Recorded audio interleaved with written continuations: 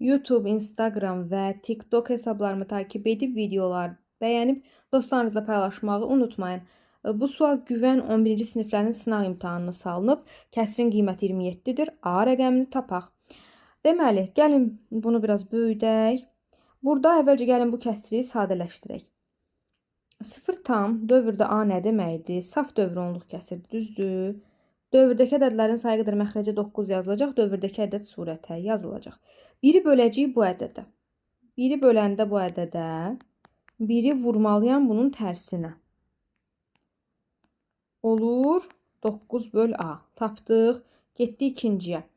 0 tam dövrdə 0A. Burada da dövrdə 2 dənə ədəd olduğuna görə 2 dənə 9 yazılır.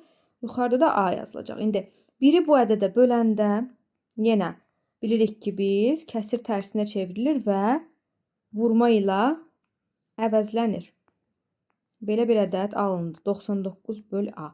Deməli, burada aldıq 9 böl A. Burada aldıq 99 böl A. Toplayaq bunları və 27-yə bərabər eləyək. 9 böl A üstə gəl 99 böl A bərabər 27.